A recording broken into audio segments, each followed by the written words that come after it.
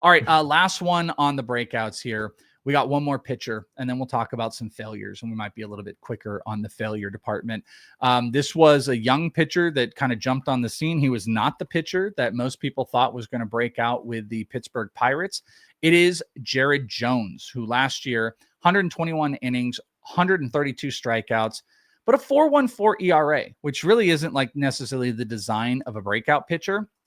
But he was so good to start off the year. He ended up having a 2.86 April ERA, under 4 ERA in May and June, and a July ERA of 1.8.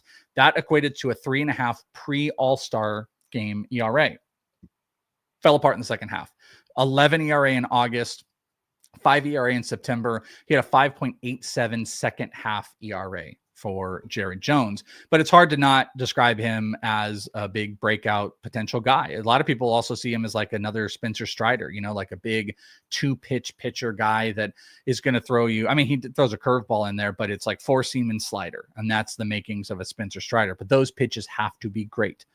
Buy or sell, because you have to pay a top 150 price for Jared Jones. Maybe it's SP 3 or 4, which is nice, but you buy the breakout of Jared Jones with this lower cost. Yeah, I'll say I buy his breakout. The cost is okay. I'm not in love with the cost, but I think this is probably the right range for him. And as you mentioned, he did all of this with 2 pitches. The fastball and the slider was it. And I'm excusing the second half a little bit, maybe too much, because he did have the injury and he came back and maybe just wasn't ready to come back, right? Like there's a possibility with that. He's still a young guy.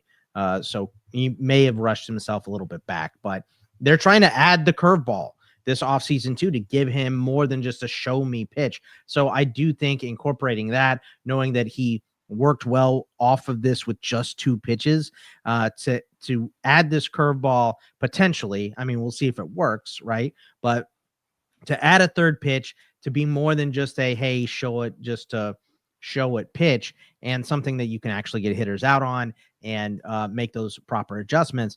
I think that could make him very dangerous, and he could be a deal at this cost right now. So for me, I'm going to buy on Jared Jones.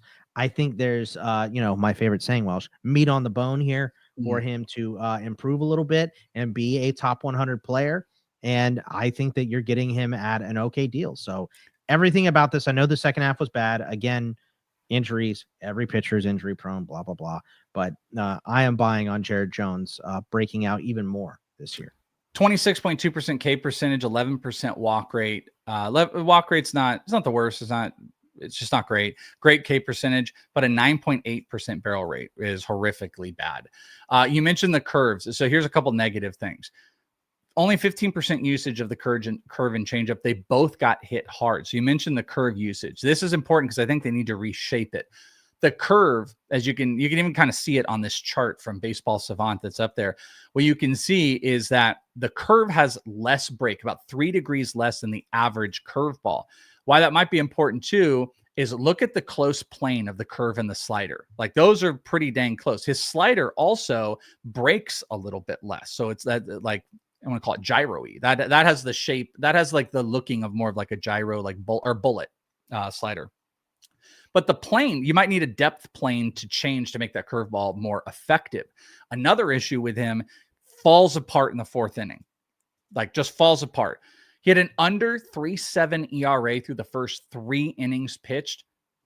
He had over 6. So innings 4 and 5, over 6 ERA. So it's about going longer into games, and that's also going to be about the pitch mix. You just keep throwing fastball, slider all day, and you're trying to drop a curveball in there when there's not enough depth change. Guys are starting to smash it. Why there's positive outlook for him.